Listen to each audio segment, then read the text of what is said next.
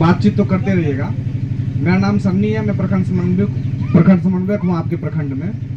देखिए, सरस्वती दीदी ने जो बात बताया और आपने जो एलईडी के माध्यम से देखा, इसमें दो चीजें हैं। एक तो है कि सरकार पिछले कुछ सालों में जो योजनाएं चलाई उससे आपको क्या लाभ हुआ और आगे हमारी और क्या अपेक्षाएं हैं सरकार से, और ये काम हो जाए तो हमारी जिंदगी और बेहतर हो जाएगा। हम हमेशा देखते हैं गांव में जब भी जाते हैं तो एक बड़ी शिकायत रहती है कि हमको ये नहीं मिला, हमको ये नहीं मिला, हमको ये नहीं मिला, सरकार ने ये नहीं किया, सरकार ने वो नहीं किया। इसकी एक बड़ी शिकायतें गांव में रहती है। बोलिए, मैं सही बोल रहा हूँ? ऐसा होता है। पहले मैं वो बताना चाहता हूँ कि पिछले कुछ सालों में, और आप उस सब बातों को जान रहे हैं, कैसे सरकार की विभिन्न चलाई जा रही योजनाओं ने आपको प्रभावित किया।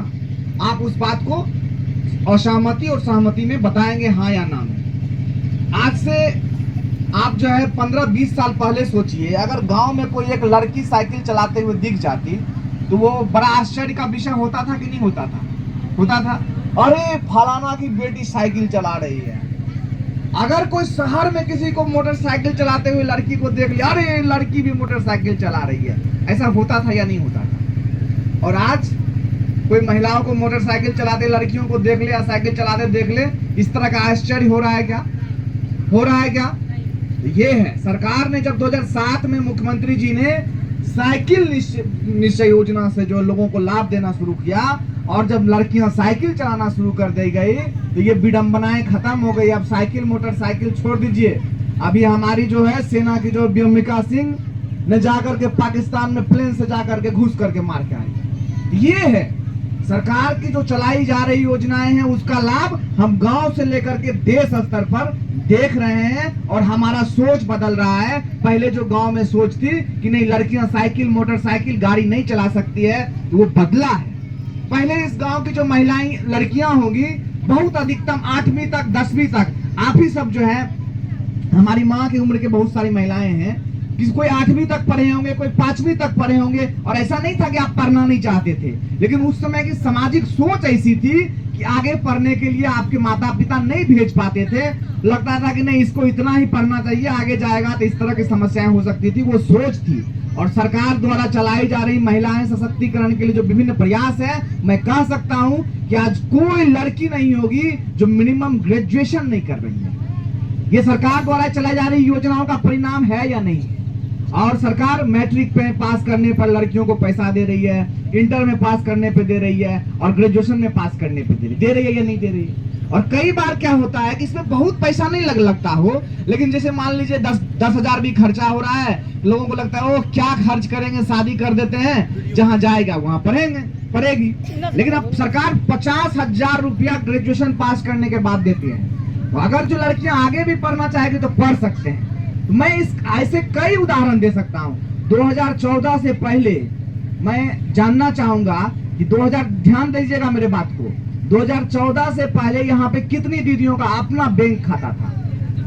कितने लोगों का अपना बैंक खाता था 2014 से पहले था? और अभी कितने दीदियों के पास है? वो हाथ खड़ा करिए। अभी कितने लोगों का बैंक में खाता है? अभी अब नीचे कर लीजिए।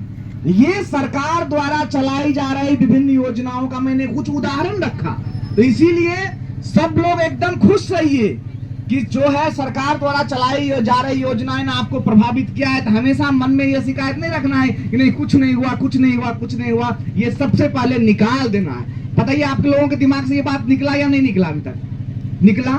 मैं आप और कुछ उदाहरण देता हूं। मैं खुद स्वच्छ भारत मिशन ग्रामीण का प्रखंड स्तर पे कार्यक्रम को देखता हूं। आज से 10-15 साल पहले जब आप गांव को देखेंगे तो क्या स्थिति थी गांव की? जो लोग खुले में शौच जाने वाले की संख्या थी बहुत ज्यादा थी। लोग बाहर बहुत लैट्रिन जाते थे। और क्या होता था, अगर जो कोई आपका गांव का रास्ता था इतना गंदा होता था कि वहां से आपको झटक के निकलना पड़ता था, नाक मूंद करके निकलना पड़ता था। पिछले कुछ सालों में इसमें कमी आई है कि नहीं आई है? आप लोग बताइए, कमी आई है कि नहीं आई? ये सरकार द्वारा चलाई जा रही योजनाओं का परिणाम है।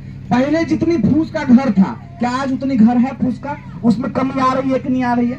यह बात सत्य है कि सब लोगों को आवास योजना या प्रधानमंत्री आवास योजना का हो सकता है लाभ अभी प्राप्त नहीं हुआ है, लेकिन यह भी सत्य है कि इसमें बैठे हुए काफी लोगों को लाभ मिला भी होगा, और अभी जिनका छूटा हुआ था उनका नाम जोड़ भी दिया गया।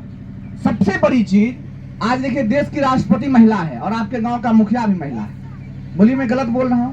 अगर जो ये महिला आरक्षण नहीं होता जो 2006 में पंचायती राज अधिनियम में आया, तो आपको क्या लगता है कि ये पुरुष प्रधान देश किसी महिला को मुखिया बनने देता? आपको लगता है ऐसा हो सकता था? लेकिन सरकार द्वारा चलाई जा रही योजनाओं का ही परिणाम है कि गांव की महिला मुखिया बन रही है, सरपंच बन रही है, समिति बन रही है। और मैं तो कहता हूं कि सरकार ने जो ये जीविका जैसी योजनाओं को चलाया, ये क्रांति का काम किया। आप कहिए कैसे क्रांति का काम किया? सरकार का एक डाटा कहता है कि हर 4 में से 1 महिलाएं घरेलू हिंसा का शिकार है। घरेलू हिंसा क्या होता है? कोई बाहर का लोग आपको परेशान नहीं करने आएगा, आपका बेटा, आपका भाई, आपका पति, आपका सास, आपका ससुर परेशान करता है और महिलाएं घरेलू हिंसा का शिकार होती है और आसपास के लोग को उससे कोई मतलब नहीं होता है और आपको कोई इंटरफेयर नहीं करता है, आप अपनी जिंदगी में परेशान होते हैं। लेकिन जब जीविकाओं ने इस अभियान को चलाया, महिलाएं आपस में संवाद करने लगी, बैठने लगी, सुख दुख साझा करने लगी और लोगों को लगा कि नहीं, इसका भी कोई इज्जत है। आज मैं मान लीजिए किसी जीविका दीदी के घर पे जाना रहेगा तो मैं क्या कह के जाऊंगा? उस पुरुष का नाम लेके उसके घर पे जाऊंगा?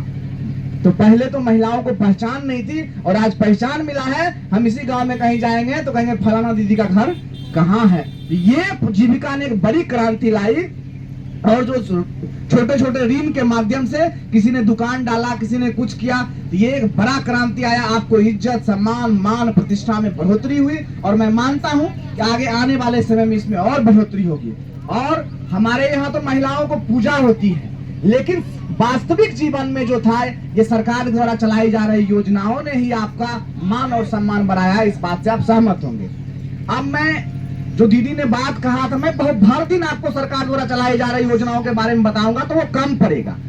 अब जो दीदी ने कहा कि कभी भी देखिए, आप अपने घर में मान लीजिए अभी बहुत काम कर लीजिएगा, कोई अपना घर बना भी लेता है, बहुत सुंदर बना लिया, लेकिन लगता है कि और पैसा आएगा तो ये काम करेंगे।